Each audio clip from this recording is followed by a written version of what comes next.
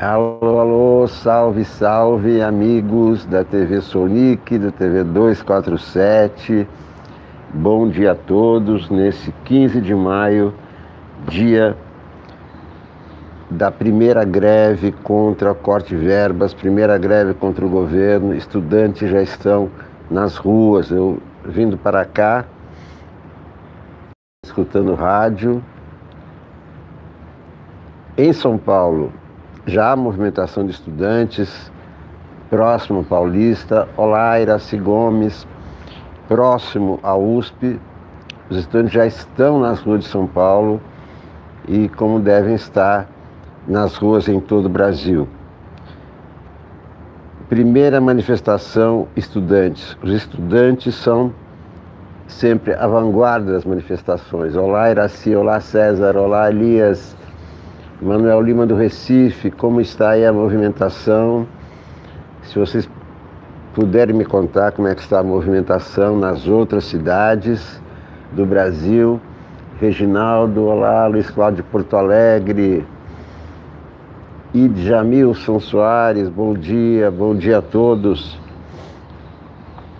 A previsão é que as ruas fiquem tomadas hoje pelo protesto contra o corte de verbas.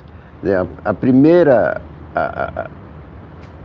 palavra de ordem é contra o corte de verbas, mas é um protesto contra o governo Bolsonaro como um todo, contra essas ameaças à democracia, à queda dos direitos e contra as alucinações, contra essas batalhas inquisitoriais. Mas os estudantes são a vanguarda. Goiânia, concentração às 15 horas na Praça Universitária, estão me informando. Mas é o seguinte, aqui em São Paulo também à tarde, mas agora de manhã já há grupos de estudantes nas ruas se movimentando, se preparando para parar o país pela educação. Dia Nacional de Luta pela Educação. Os trabalhadores também vão engrossar a manifestação. Não acredito que hoje, porque não há greve marcada dos trabalhadores. E os trabalhadores vão estar trabalhando, mas há uma preparação para uma greve nacional no mês que vem. Essa é a única forma de combater o autoritarismo, indo para a rua pacificamente, como deverá acontecer hoje. Os estudantes não têm armas. A arma do estudante é o caderno, é o livro, é a caneta. Então, estudante não vai para a rua armado. Estudante vai com o seu material escolar, com seus livros, com a sua cabeça, com a sua inteligência. E é claro também os professores, os reitores, as famílias dos estudantes que puderem ir também sairão às ruas hoje. A realidade é que estamos no fundo do poço, diz Guedes, é a manchete do Estadão. Para o ministro, o país está à beira de um abismo fiscal. Pois é, mas ele não faz nada. Estamos no fundo do poço, nós sabemos. Mas o que ele está fazendo para a gente sair do fundo do poço? Esse lance de reforma da Previdência, só. Ninguém vai sair do fundo do poço assim.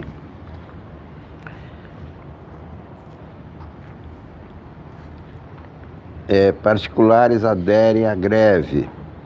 Pelo menos 33 escolas privadas de São Paulo aderiram à paralisação.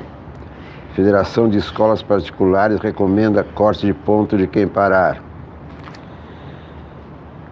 Roberto da Mata escreve: a democracia tão falada, mas tão mal entendida e rejeitada, tem como eixo precisamente a balbúrdia e o vozerio, escreve Roberto da Mata.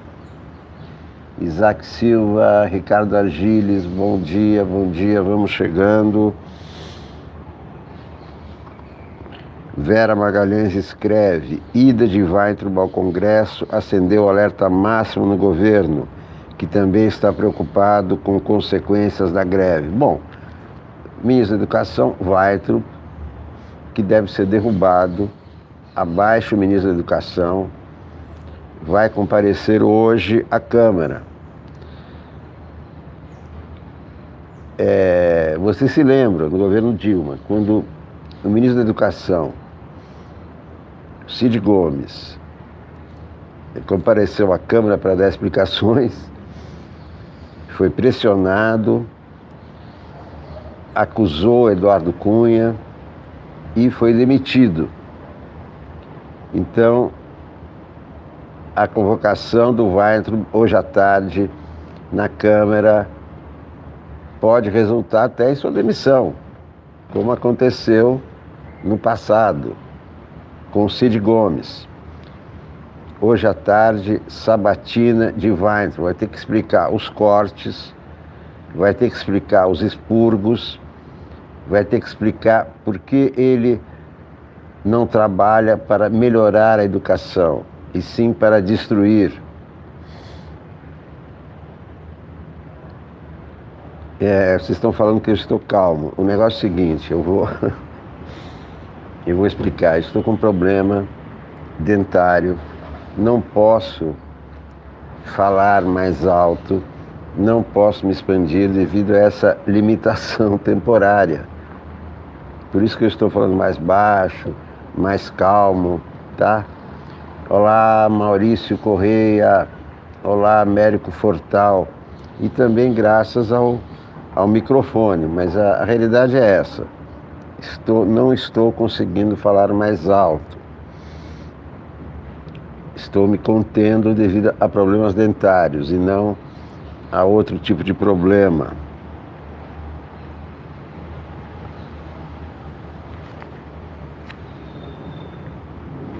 Professora que vai virar filme usou diploma falso. Professora conhecida pela história de superação, que deve virar filme, Joana Dark Félix de Souza usou diploma falso para confirmar formação em Harvard e reconhece que mentiu ao dizer que entrou na faculdade aos 14 anos. O desafio do presidente, editorial do Estadão. Quando o presidente admite não saber como formar sua base, é o caso de dar razão aos que estão pessimistas. Deixa eu ver aqui os colunistas do Estadão, daqui a pouco vamos ver os outros jornais, a Folha, o Globo.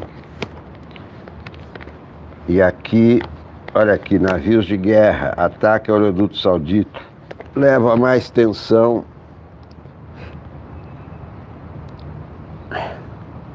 Ao Golfo Pérsico.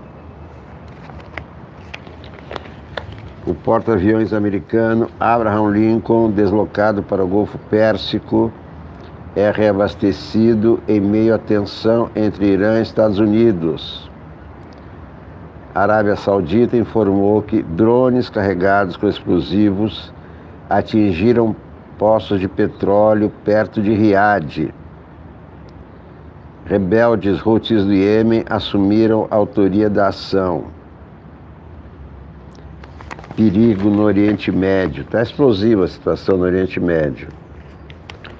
Meus caros amigos. Vamos ver aqui o Estadão.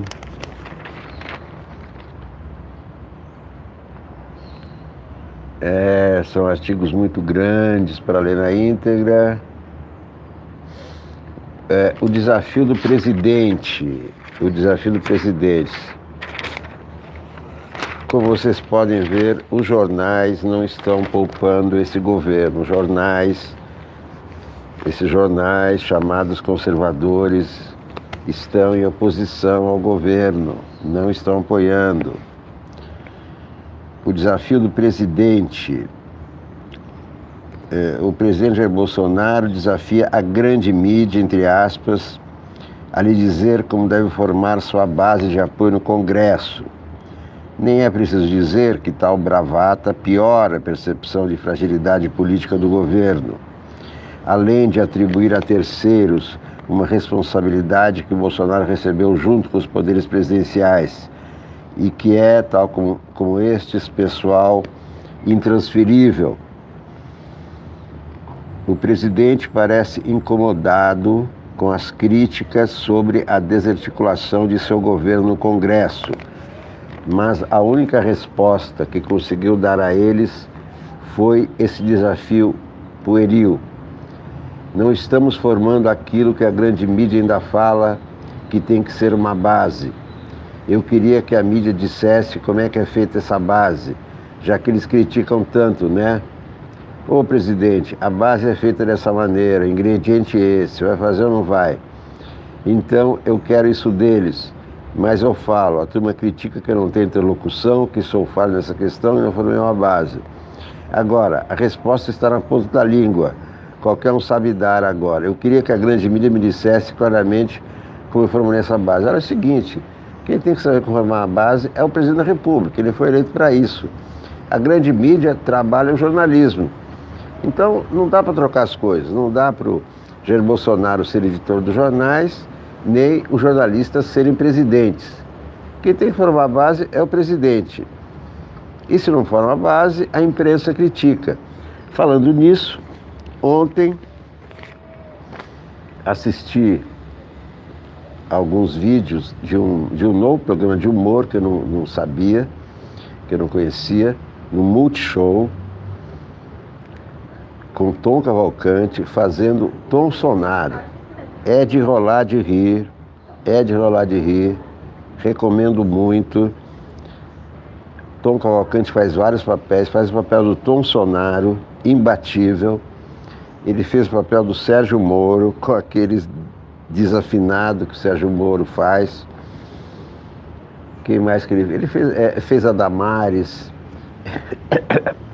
É muito engraçado, porque são dois quadros. Um quadro é o Congresso, onde o Bolsonaro é o chefão. Tem o Mourão, nossa, tem o Mourão, tem o General Heleno, tudo muito engraçado. Então, tem um Congresso ali, quem preside a sessão é o Tom Sonaro, Bolsonaro, ao lado dele tem Rodrigo Maia, também muito engraçado. Os deputados, o Alexandre Broca, tem a Gleisi defendendo o Lula. Maravilhoso trabalho do Tom Cavalcante, meus parabéns a toda a equipe, aos redatores, aos atores, ao grande Tom Cavalcante, por essa brilhante sátira. Aí não, eu disse que são dois quadros. Um é o Congresso, o outro chama-se O Puxadinho do Presidente. Então, é o Palácio do Planalto, uma grande mesa, e ele reunido ali com os filhos. Aí tem também o Hélio Negão atrás dele, os três filhos, o Eduardo Bolsonaro de roupa de camuflagem, uniforme de camuflagem, armado, o outro só tuitando. Tem a Michele, é muito engraçado. Não percam, Tom, nem sei como é que se chama o programa. Não sei como é que se chama, porque eu vi no YouTube, não vi no Multishow. Mas é o Tom Cavalcante fazendo uma sátira impagável do Bolsonaro. Vamos ver o Globo. Após segundo milagre reconhecido, o religioso será a primeira santa a nascer no Brasil. O negócio de milagre... Milagre não existe, né? Tudo bem. Aí é questão religiosa, é questão de fé, de acreditar e etc. Né? Quem quiser acreditar, acredite, não é? Pierre do Erep, bom dia a todos.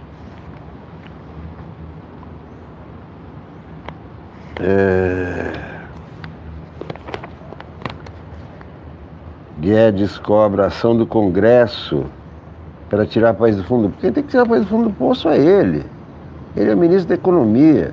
Se ele não sabe tirar o país do fundo do poço, saia do governo, pede demissão. Não é o Congresso que vai tirar o país do poço, é o Executivo. Que inversão de problemas, ele terceiriza o problema. Não, o problema não é meu, o problema é do Congresso, vocês resolvam. O que é isso?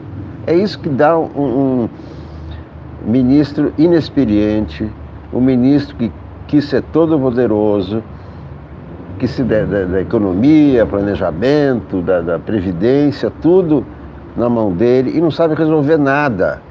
Incompetente, é isso que ele é, Paulo Guedes, incompetente, só sabe berrar, pressionar. E ele, que é o dever dele, tirar o país do caos, ele não tira, ainda avisa, olha, estamos no caos. E se o Congresso não tirar, eu não vou fazer nada. É impressionante. Olha aqui a charge do Chico, o Temer com a tornozeleira. O Temer foi solto, mas a vida política dele acabou. Ele não pode mais, o STJ ontem decidiu que ele não pode mais ter cargo público, não pode nem ser presidente de partido, não pode ter cargo de direção partidária, nada. Além de não tem passaporte, não pode mudar de endereço, ele já está praticamente em prisão domiciliar. Não pode ter contato com investigados, que são os amigos dele, quer dizer, vai ficar isolado. Então, é fim de linha para Temer. Temer achou que ia dar o grande golpe derrubando a Dilma, e o grande golpeado foi ele, foi Eduardo Cunha, e etc, etc. Caso Flávio. Quebra de sigilo atinge 55 pessoas da Alerj. Entre os alvos da quebra de sigilo estão 55 funcionários ou ex-servidores da Alerj, entre eles um primo do filho do presidente, o tal do Léo Índio. Em outra frente, o Ministério Público apura a origem do dinheiro em transações imobiliárias de Flávio. Vai acontecer muita coisa nessa investigação, é claro, mas é uma investigação demorada, é muita conta bancária para ser examinada. Isso não vai ter um resultado tão rápido como as pessoas esperam. Porte de armas, parecer do Ministério Público vê ilegalidade de decreto. Tem que cair esse decreto de porte de armas. Isso tem que ser derrubado.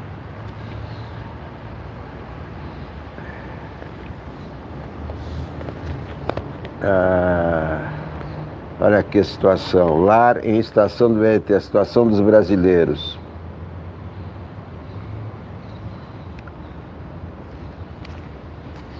O catador Carlos André Daniel e sua mulher, que está grávida, improvisaram moradia na estação Prefeito Alim Pedro do BRT Transoeste, uma das 22 instalações de corredor expresso entre a Barra e Santa Cruz.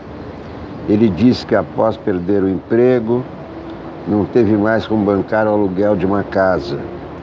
Todo o sistema BRT está sob intervenção da prefeitura.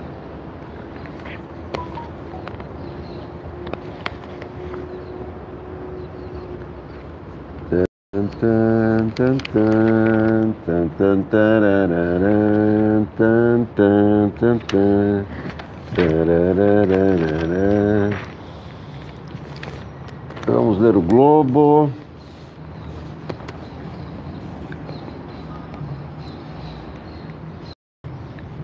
Crise em gestação, escreve Merval Pereira. Estamos assistindo já há algum tempo a um embate entre o Congresso e o governo Bolsonaro, potencialmente gerador de crise institucional. O governo vem sofrendo seguidas derrotas parlamentares e não parece equipado para essa disputa. Ontem perdeu a convocação, o requerimento de convocação do ministro Weintraub, que foi aprovado, claro, contra a vontade do governo, com 307 votos, praticamente 3/5. Dilma Lúcia Daifenbach, de São José dos Campos. Muito bem, bom dia.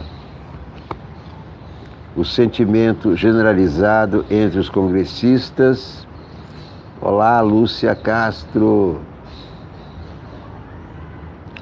É São José Santa Catarina, é isso? E não São José dos Campos? Foi isso que eu li? O sentimento entre os congressistas é de que, uma vez aprovada a reforma da Previdência, o governo Bolsonaro voltará a seus ataques ao Congresso. Eleito em nome de uma suposta nova política, Bolsonaro procura alardear distância do fisiologismo. Logo ele, que durante 27 anos frequentou o baixo clero, a parte mais sem credibilidade de uma Câmara que vê se desgastando ao longo do tempo. Como é que ele pode falar em distanciamento do fisiologismo quando o seu filho está sendo investigado pelo Ministério Público por várias ilegalidades dentro da Assembleia Legislativa do Rio de Janeiro, rachadinha, depósitos regulares na conta, está sob investigação? Como é que ele pode falar em distanciamento do fisiologismo, com essa coisa, não fala base porque tem um troca-troca, porque tem isso aqui, toma lá da cá, estudantes de Salvador já estão na rua, todo o Brasil, estudantes do Brasil nas ruas hoje. Mexer com o estudante é a pior coisa que um governo pode fazer. A ditadura fez isso. A ditadura foi mexer com estudantes, Meckel Zaide, mesma coisa. Quer dizer, não fizeram esses cortes absurdos que esse ministro aí fez. Mas o resultado é que os estudantes foram para a rua, estudantes foram a vanguarda que derrubou a ditadura militar.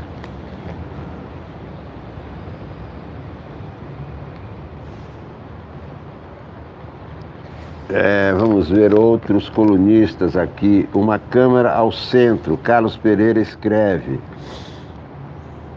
os eleitores de centro ficaram órfãos nas eleições de 2018.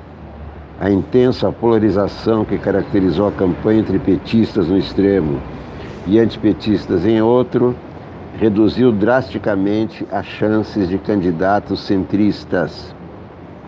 Entretanto, o resultado eleitoral desastroso talvez não tenha retirado o poder dos partidos de centro de influenciar decisivamente na formulação e definição de políticas públicas, especialmente no legislativo. Em presidencialismos multipartidários, caso brasileiro, partidos de centro têm a oportunidade de exercer o papel de legislador mediano, ou seja, ocupar a posição pivô no processo de decisão de políticas públicas. Chove em Curitiba, bom dia Curitiba, muito frio e muita chuva.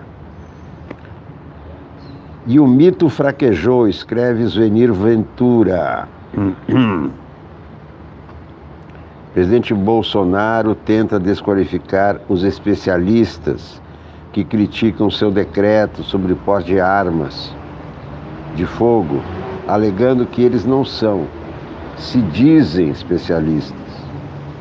Pior, cai no chão só de ouvir o estouro de um traque, ridiculariza. Como passou parte da vida praticando tiro, ele acha que a ofensa maior que se pode fazer a alguém é acusá-lo de ter medo até de traque.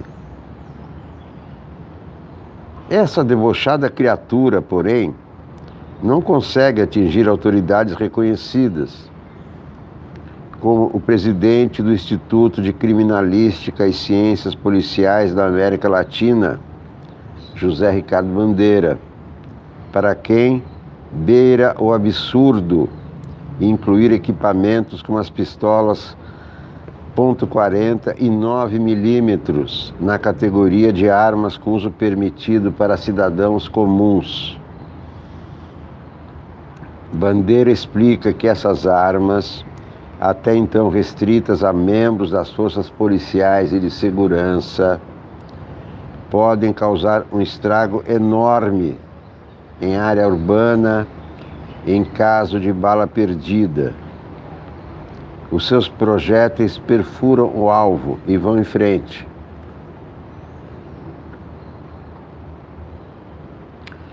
Outra voz crítica é a da cientista política Ilona Zabó, especializada em políticas públicas de combate à criminalidade. Ela é uma reconhecida autoridade em segurança, tanto que o ministro Sérgio Moro convidou-a para participar do governo, tendo que desconvidá-la porque o presidente preferiu ouvir os bolsonaristas das redes sociais, seus especialistas. O presidente defende o decreto que ampliou o porte de armas por considerá-lo um direito individual do cidadão à legítima defesa. Ele parece ter esquecido o que lhe aconteceu e que prova que essa sua crença quase religiosa nas armas não é garantia de proteção. Em 1995, então deputado federal, Jair Bolsonaro foi assaltado por 2 jovens que levaram sua motocicleta e a pistola Glock calibre 380 que carregava debaixo da jaqueta. A vítima, que era ele, não reagiu. Graças a isso, a não ter bancado o valentão, os ladrões preferiram ficar com a arma em vez de usá-la. O mito confessou: mesmo armado, me senti indefeso. É claro que não é para legítima defesa, isso é indústria de armas, mais armas em circulação, mais homicídios, mais confusão, mais confronto. E esse é o governo que desde o começo busca o confronto, busca destruir, porque é um governo de índole militar. Bolsonaro é um militar, não podemos esquecer, ele está há 28 anos travestido de civil, mas é um militar, esse é um governo militar, não por causa dos generais, é por causa dele.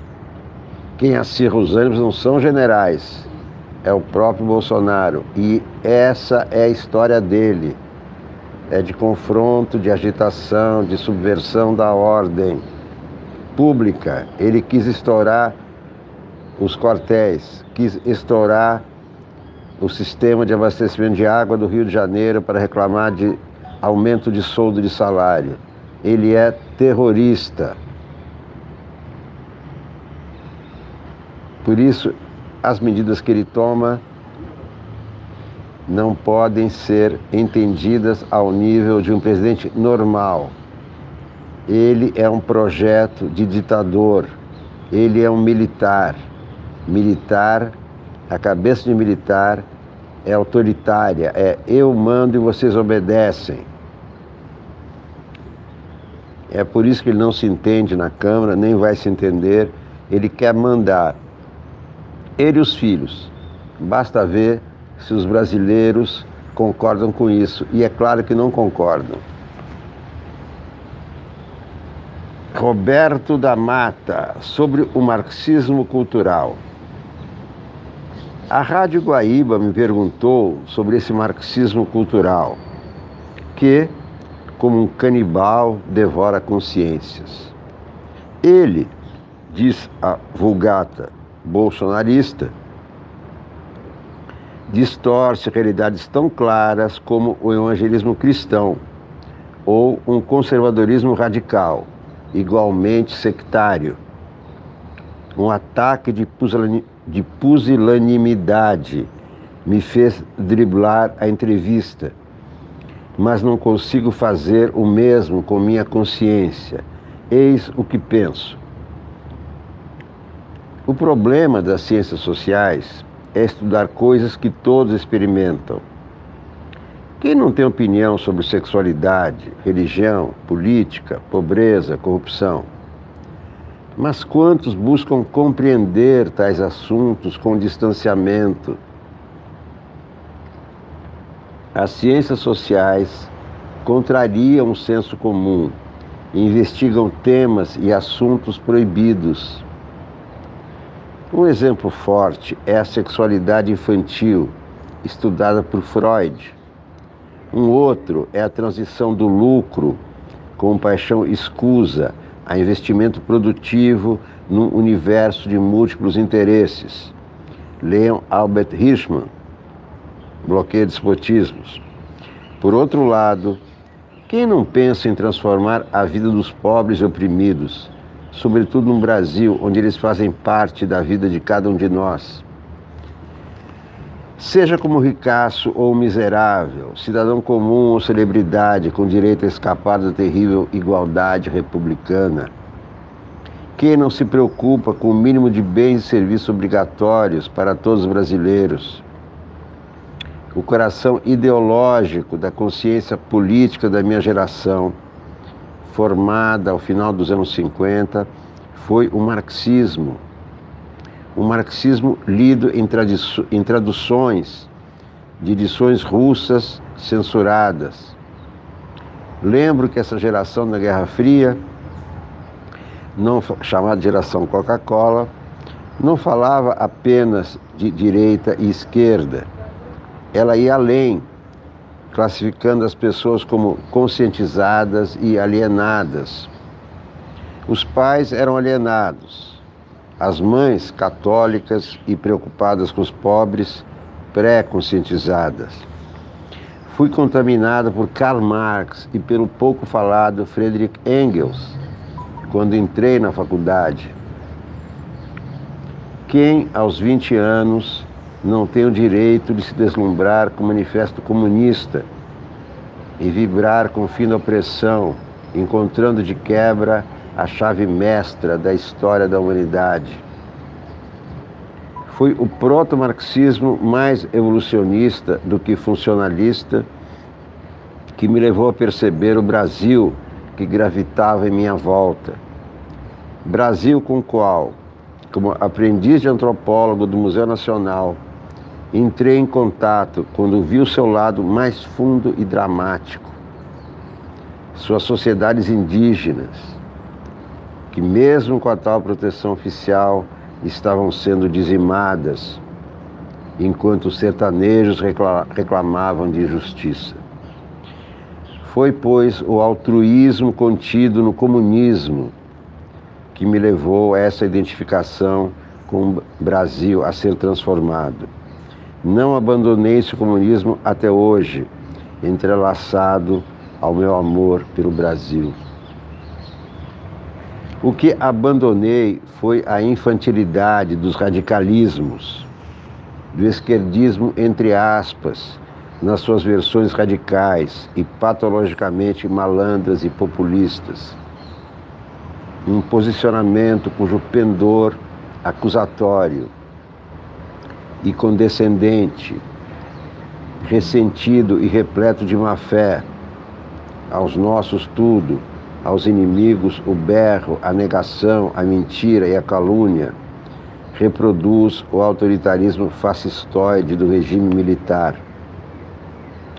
A prova do pudim foi, como ocorre em todo lugar, a chegada ao poder, pois nada é mais revelador do que o poder.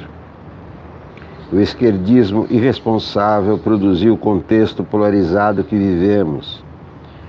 Pode-se controlar excessos, mas enjaular o marxismo cultural, cujo espírito marca toda uma época, seria como tentar colocar de volta a noite na caixa de Pandora. Do mesmo modo, não há como carimbar o liberalismo como um paraíso de rentistas ladravazes. Basta pensar na filantropia e no mercado como um equalizador de interesses pulverizados. Esses produtores de meritocracia coletivista. Por outro lado, o comunismo recria o individualismo capitalista quando se reconhece o talento dos seus líderes. Senão ninguém falava em Stalin, Lenin, Mao e Fidel. O que não pode ocorrer é a tentativa de eliminação suicida da esquerda pela direita. Deveríamos ter aprendido que a democracia, tanto como o regime político e, acima de tudo, com o estilo de vida, precisa dos dois lados que nela concordam em discordar. Direitas e esquerdas perfeitas, que deixam saudade, só ocorre nas ditaduras, que lamentavelmente conhecemos bem demais. O comunismo não é o paraíso. Pode ter gente que acha o seguinte, que o capitalismo é um inferno e o comunismo é um paraíso. Não é. Tem defeitos, tem problemas, porque o ser humano é imperfeito. E no regime comunista vivem seres humanos. Os seres humanos são imperfeitos. Os seres humanos, quando chegam ao poder, mudam. Não são os trabalhadores que chegam ao poder. Os trabalhadores continuam trabalhando no comunismo.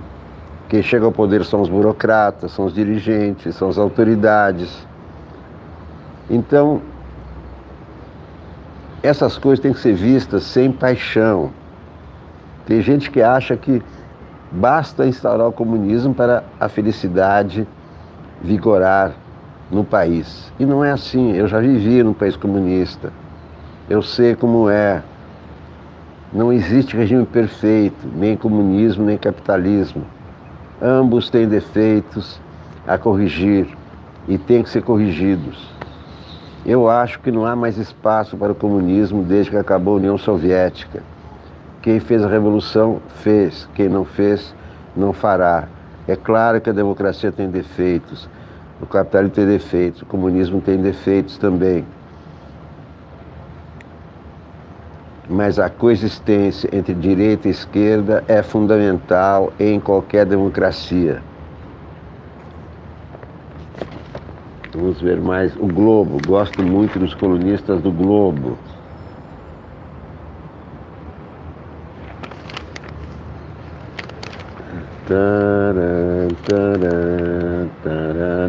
Vamos ver Bernardo Melo Franco.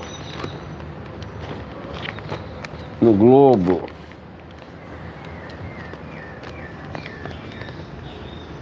Marco Aurélio ligou os pontos. O presidente Jair Bolsonaro abriu o jogo. Eu fiz um compromisso com ele, porque ele abriu mão de 22 anos de magistratura. Revelou no domingo. Ele era Sérgio Moro, o juiz que saiu da Lava Jato para entrar no governo. O compromisso era indicá-lo ao Supremo Tribunal Federal. Eu falei, a primeira vaga que tiver lá está à sua disposição. A primeira vaga que tiver, eu tenho esse compromisso com o Moro. Na segunda-feira, o ministro Marco Aurélio Mello ligou os pontos. Isso soa muito mal para o ministro da Justiça, como se ele tivesse feito uma troca. Com todo respeito ao ministro, não era preciso ser um Sherlock para chegar à mesma conclusão. Falta esclarecer os termos do acordo. Quando foi que Moro e Bolsonaro fecharam o negócio? O que o juiz ofereceu ao político para garantir o seguro toga? A primeira pergunta já foi respondida pelo vice Hamilton Mourão. 3 dias depois da eleição, ele foi questionado sobre o momento do convite a Moro. Isso já faz tempo. Durante a campanha foi feito um contato, respondeu, sem cerimônia. A segunda pergunta permanece em aberto. No entanto, é impossível não lembrar de decisões do então magistrado que facilitaram a ascensão de Bolsonaro. Moro condenou Lula, que foi preso quando liderava a corrida presidencial. 3 meses depois, interrompeu as férias para orientar a Polícia Federal a descumprir uma ordem de soltura do ex-presidente. Na reta final da campanha, o então juiz vazou um trecho da delação de Antônio Palocci. Ele guardava as acusações na gaveta havia 4 meses. Resolveu divulgá-las em 1º de outubro, a 6 dias do primeiro turno. Em todos os casos, o atual ministro da Justiça negou ter agido politicamente. Agora, o discurso começa a ser contestado até por velhos admiradores. O leitor sabe que sempre apoiei a Operação Lava Jato e que chamei Sérgio Moro de Samorei Ronin, numa alusão à independência política que acreditava eu balizava a sua conduta. Pois bem, quero reconhecer o erro que cometi, escreveu o cineasta José Padilha. Elementar, Watson. Bernardo Melo falou que o Moro comprou a sua vaga no Ministério ou a sua vaga no STF, prendendo Lula, impedindo que ele saísse da prisão, fazendo tudo isso divulgando a delação do Antônio Palocci. Quer dizer, o Moro foi fundamental na eleição de Jair Bolsonaro. Se Lula estivesse solto, evidentemente que Lula tinha ganho a eleição. Centrão cancela encontro com Bolsonaro. Integrantes de siglas nanicas foram levados ao presidente. Líder do governo disse a aliados que se MP da reforma administrativa cair, Planalto vai nomear 7 generais para os ministérios que serão criados, que está em discussão, está em votação na Câmara, essa reorganização dos ministérios que o Bolsonaro fez. Agora está ameaçando colocar generais nos ministérios. Matéria de Bruno Góes e Natália Portinari no Globo. Bolsonaro tentou ontem conversar com 2 líderes de partido do Centrão, mas o encontro foi cancelado. Os deputados Elmar Nascimento e Arthur Lira iriam ao Palácio para o presidente fazer um gesto de aproximação. A rejeição ao governo na Câmara, entretanto, prevaleceu. De última hora, então, foram levados ao presidente líderes de partidos nanicos, que somam apenas 43 deputados.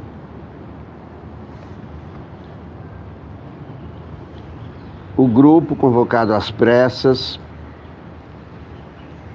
por Vitor Hugo, inclui PPS, PSC, Podemos, Patriota, Novo e PV.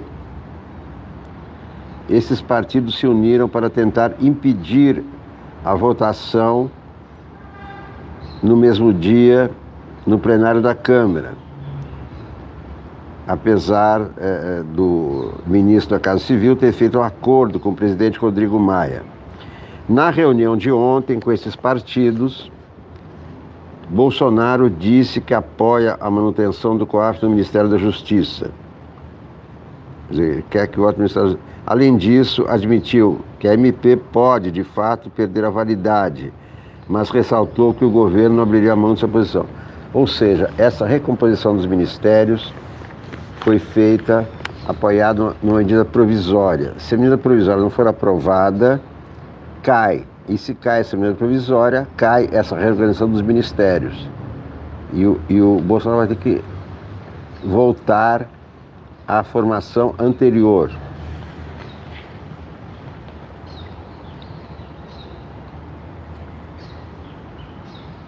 Líderes do Centrão estão irritados com declarações recentes de Vitor Hugo, que indicou ter apoio de vários líderes para votar MP desta semana e colocou em suspeição parlamentares que queriam votar tão apressadamente a proposta da semana passada. Enquanto a líder do governo no Congresso, deputada Joyce Hasselmann, tenta costurar um acordo com líderes do Centrão, Vitor Hugo resolveu unir os esforços com outros partidos. Segundo líderes do Centrão, ouvidos pelo Globo, não há clima político para votar nenhuma medida provisória.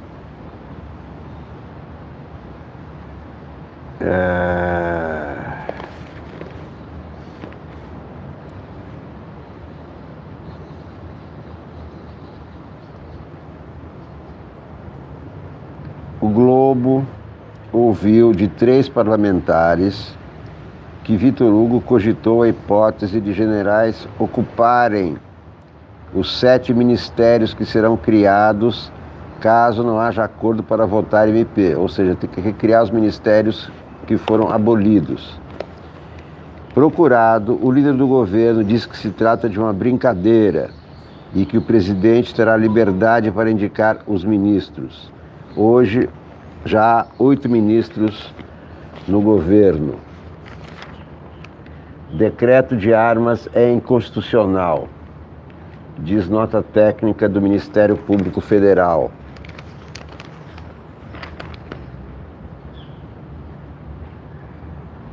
É isso aí. O Globo, são os colunistas do Globo. Vamos ver a Folha de São Paulo. Governo quer mais FGTS no Minha Casa Minha Vida. Gestão Bolsonaro estuda uso de recursos do fundo para cobrir gastos com subsídios elevados do programa. Após ser alvo de fake news, general pede investigação. Ministro da Secretaria de Governo, Carlos Alberto Santos Cruz, disse à Folha ter sido alvo de montagem criminosa que tinha como objetivo criar atrito, falar mal do presidente, um absurdo.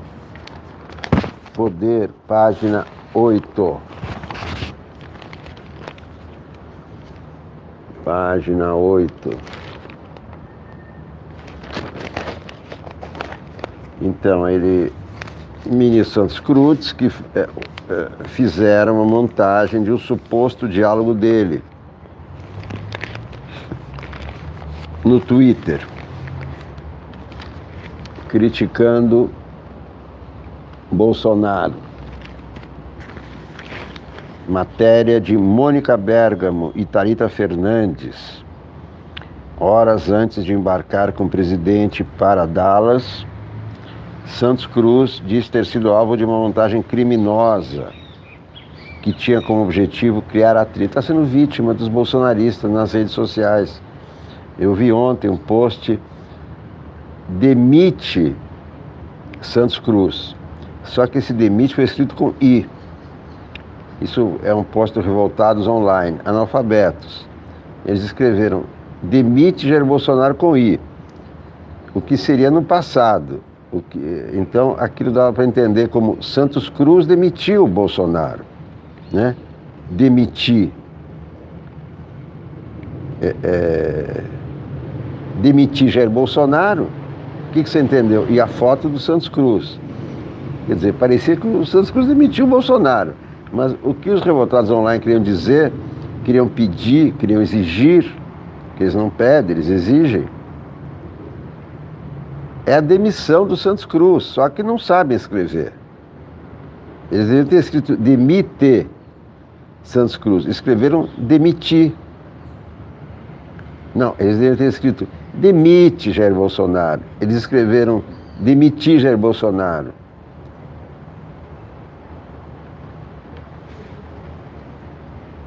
Olha aqui, então, isso que o jornal está denunciando faz parte dessa campanha contra ele, porque ele não se alinha com a extrema-direita, porque ele vetou a censura do Bolsonaro ao comercial do Banco do Brasil. É por isso. Ele afirma que pedirá investigação do caso. Um negócio falso, fake, montado. Isso aqui é um caso de investigação. É absolutamente falso e criminoso. Ele se refere à reprodução de tela de celular que mostra a suposta troca de mensagens pelo WhatsApp, em que ele é identificado como um dos interlocutores. No topo da imagem aparece sua foto e o número de telefone que usa, mas não consta como um contato salvo do interlocutor, que não foi identificado. No corpo da mensagem aparecem críticas que ele teria feito a Bolsonaro. Santos Cruz disse à Folha jamais ter tido essa conversa com alguém e chamou o ato de criminoso. Isso aí é absurdo. Isso aí é um negócio fabricado, uma coisa completamente falsa. Isso não tem sentido nenhum. Isso é até elementar. A gente percebe que foi montado para criar atrito entre as pessoas, falar mal do presidente, depois falar mal do vice-presidente. É um negócio elementar de fofoca. Só que esse nível de coisa falsa é crime. As imagens mostram uma troca de mensagens que teria ocorrido no dia 6 de maio, um dia depois de Santos Cruz ter se reunido com Bolsonaro, em meio a uma onda de críticas do escritor Olavo de Carvalho aos militares do governo Bolsonaro. Os ataques foram endossados pelo vereador Carlos Bolsonaro, um dos filhos do presidente. O interlocutor não identificado pergunta: General, como foi lá ontem? Resolveu? A resposta enviada é: nada. Ele ficou insistindo no vídeo. Escreve o número atribuído ao ministro. Mas eu disse na cara dele que isso era coisa do desequilibrado do filho dele e do frouxo do Fábio. Esse Fábio é o Fábio Weingarten, da SECOM, desafeto do Santos Cruz e vice-versa. A repercussão da crise entre militares e olavistas levou a suspeitas de que Santos Cruz pudesse ter a Secretaria de Governo esvaziada, com a retirada, por exemplo, da SECOM e do PPI, Programa de Parceria de Investimentos. O ministro negou ontem qualquer atrito e disse que casos como esse significam desperdício de energia.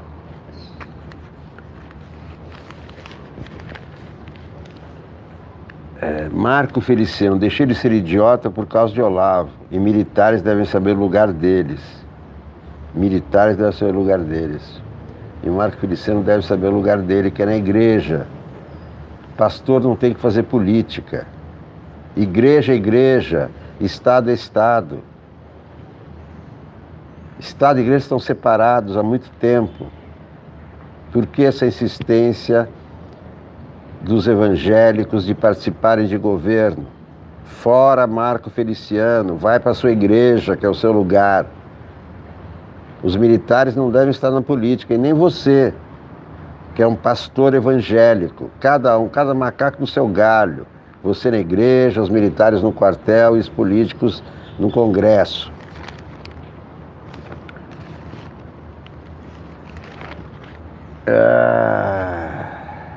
Israel pede apoio do Brasil contra Irã. O que o Brasil tem de armas para entrar num jogo como esse? Animado pela nova orientação ideológica, Israel pediu ao Brasil que tome partido na crescente tensão no Oriente Médio e condene o que considera atos beligerantes do Irã na região. Quer dizer, Israel quer que o Brasil entre na briga contra o Irã, sendo que o Brasil, segundo o ministro da Economia, está no fundo do poço, está com 1000 problemas, cortes na educação, estudantes nas ruas, Congresso, onde o governo não sabe o que fazer,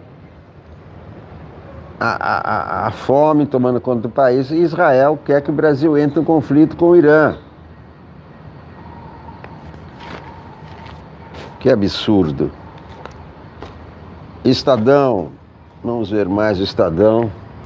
O Estadão costuma ter colunas muito grandes. Tem que ser coluna pequena, como é o Globo, como é a Folha. Convocação esquenta clima na Câmara, coluna do Estadão. Foi tenso o embate entre o líder do PSL na Câmara, delegado Valdir, e o Centrão, segundo relatos, por conta da convocação do ministro da Educação. Em certo momento, Valdir disse a deputados que Abraham Weintraub dará uma aula no plenário. Aula do quê? De bombom? Um membro do Centrão rebateu: que bom, porque eu sou burro. O líder do PSL então provocou: vem ensinar porque é professor. Ele vem ensinar porque é professor. Se fosse delegado como eu, viria para prender. A sugestão de que há ladrões na casa esquentou o clima e ajudou na derrota acachapante do governo. Quando percebeu o erro cometido, o PSL tentou corrigir os rumos e orientou a votação contra a convocação de Weintraub em plenário. Já era tarde. Major Vitor Hugo só usou a tribuna às 19h55. Disse que a convocação do ministro seria uma excelente oportunidade para Weintraub.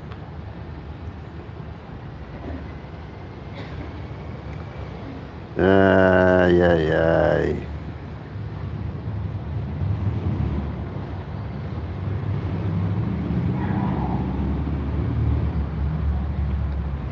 João Dória em Nova York, em café da manhã com empresários e investidores.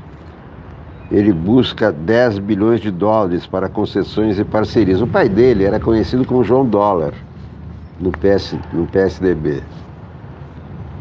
Então, João Dória é o João Dólar Júnior, que ele é João Dória Júnior. É o João Dólar Júnior. Bom, deixa eu ver a Folha Ilustrada, vai, que é o meu caderno favorito. Eu sempre leio a Folha Ilustrada como sobremesa. A sobremesa do café da manhã. Virada paulista. Aos 50 anos, TV Cultura passa por transformação conceitual e administrativa, com conteúdo mais pop, promessa de novas plataformas de exibição e comando de empresário amigo do governador. Quer dizer, o João Dória disse que a TV Cultura não será mais dos políticos, não, será dele, que ele colocou lá o amigo. É isso que ele faz com tudo. O que diz respeito à administração pública. Ele privatiza, colocando amigos.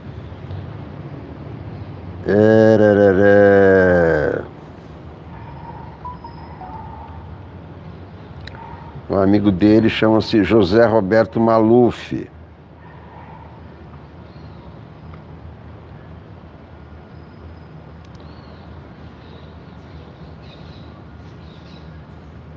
Foi contratado o Red Hunter, não sei o quê, para dar uma fachada de legalidade. Diversos nomes passaram pelo processo de seleção, etc, etc. Há uma semana da votação do Conselho para a eleição do novo presidente, que entra no lugar de Marcos Mendonça, José Roberto Maluf é apresentado em candidatura única, pois apenas ele reuniu no Conselho subscrições suficientes para concorrer ao cargo. Maluf trabalhou para o Grupo Dória, quer dizer, empregado do Dória. Dória coloca na TV Cultura um seu ex-funcionário. Vejam como essa turma da política nova age. Age em função de seus interesses particulares. O Dória fez toda essa encenação, um conselho, Red Hunter, e quem foi escolhido? Um ex-funcionário dele. É mais que amigo, é um cara que depende de Dória, é subserviente a Dória. Esse é o novo presidente da TV Cultura. A TV Cultura foi sequestrada pelo Dória. Essa é a realidade. Esse papo de tirar a TV Cultura dos políticos é mentira. Mentira, tá aqui. Quem vai dirigir a TV é um ex-funcionário do João Dória.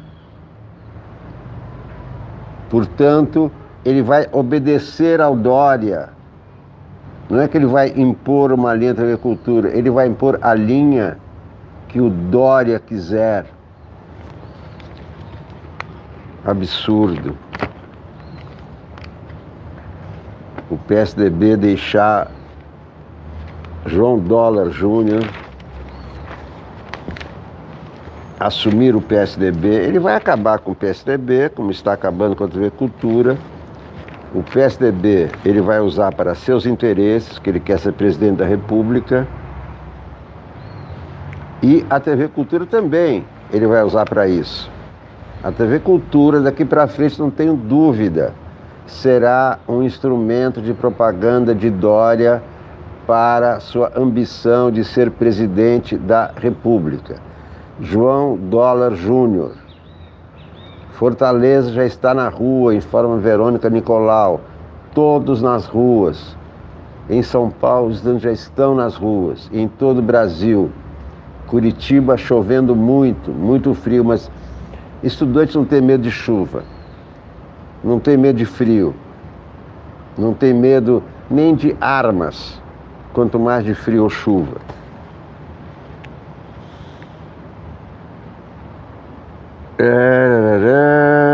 Mônica Bergamo.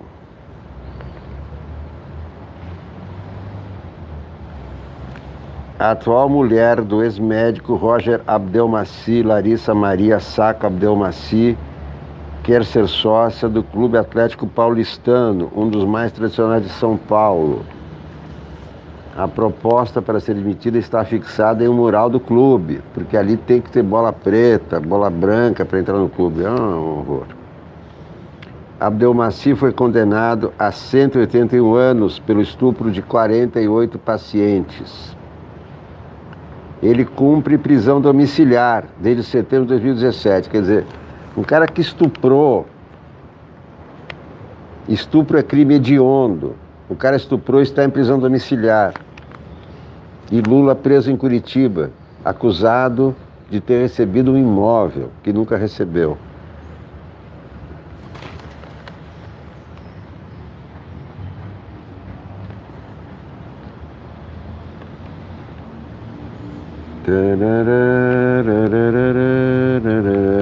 O que mais aqui na sessão, na coluna da Mônica Bergamo? Também nada interessante. A viúva de Nelson Mandela, Graça Machel, vai visitar a Faculdade Zumbi na quinta-feira, amanhã.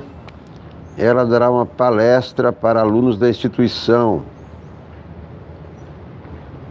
A Jovem Pan vai lançar uma versão do Roda Viva com o jornalista Augusto Nunes, que apresentou o programa TV Cultura por 8 anos. Ainda sem nome definitivo, a estreia será junto com a plataforma de streaming da rádio, que foi batizada de Panflix. Muito bem, então essas são as notícias da Mônica Bergamo.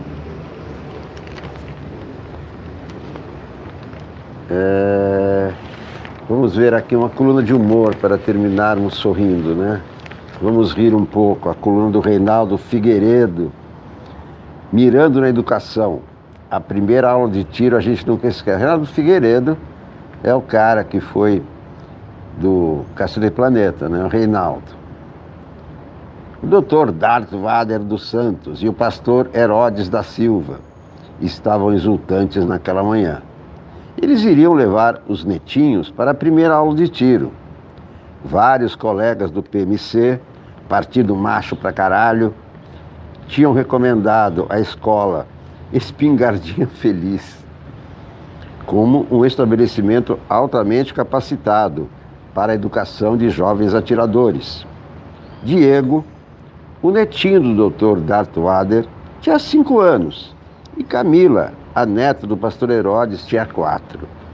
As crianças estavam na idade ideal para começar a atirar. Aprender tiro é como aprender línguas. Quanto mais cedo, melhor. Mas os colegas de partido ainda não tinham dado nenhuma dica de cursos de inglês, francês ou espanhol. Quando chegaram na escola, foram recebidos pelo diretor, o Dr. Temístocles Fonseca, um senhor idoso, militar expulso das Forças Armadas, que na juventude tinha prestado serviço de consultoria para o Esquadrão da Morte, no Rio de Janeiro. O doutor Temístocles foi logo tranquilizando os vovós. dizendo que a escola não usava o método Paulo Freire. Ali ele adotava o método Brilhante Ustra. O diretor foi muito simpático com as crianças. Deu um revólver azul para o Dieguinho e um revólver cor-de-rosa para a Camila. Eram armas calibre 38, especialmente customizadas para uso infantil. Com muita paciência, o professor Temístocles explicou tudo sobre as partes do revólver e disse que se eles apertassem aquele negocinho que se chamava gatilho, as balinhas sairiam por aquele cano. Naquele momento, os dois vovôs estavam muito empolgados, lendo nos seus celulares algumas mensagens nas redes sociais, esculachando aquele general cadeirante. O professor Temístocles também se interessou e foi dar uma olhada no seu celular. Aí só deu tempo de ouvir o Dieguinho falar com a Camila. Olha que legal, é por aqui que saem as balinhas. Quando o professor tirou os olhos do celular para ver o que acontecia, as duas crianças já estavam com os canos dos revólveres na boca. Depois dos disparos, pedaços dos pequenos crânios e miolos se espatifaram nas paredes do estande de tiro.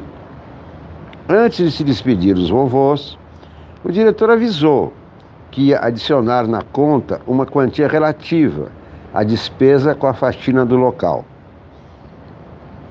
Quando saíram da escola, o pastor Herodes da Silveira coçou a cabeça e comentou com o colega: é como dizia o Jair, isso aqui só tem jeito com uma guerra civil. Vão morrer alguns inocentes, tudo bem. Em toda guerra morrem inocentes. Esse é o humor negro. Não deu para rir muito, porque é humor negro, mas é a coluna do Reinaldo Figueiredo. Meus amigos da TV Sonic, da TV 247, muito obrigado a todos por assistirem, muito obrigado por se inscreverem, estamos crescendo, estamos chegando nos 4.400, eu acho, inscritos, e vamos em frente com likes, com as visualizações, com os compartilhamentos, para a gente crescer junto. Aqui é uma TV que não aceita mensagens de ódio, não estimula fake news e combate decisivamente teorias da conspiração. Isso aqui é uma TV de jornalismo, sem ódio, sem preconceito, sem injúrias, sem calúnias. Apenas jornalismo, apenas opiniões baseadas em fatos sólidos. Eu sempre faço transmissões ao vivo e hoje, como os estudantes estão nas ruas, farei várias transmissões para vocês. Muito obrigado a todos e até a próxima. Tchau!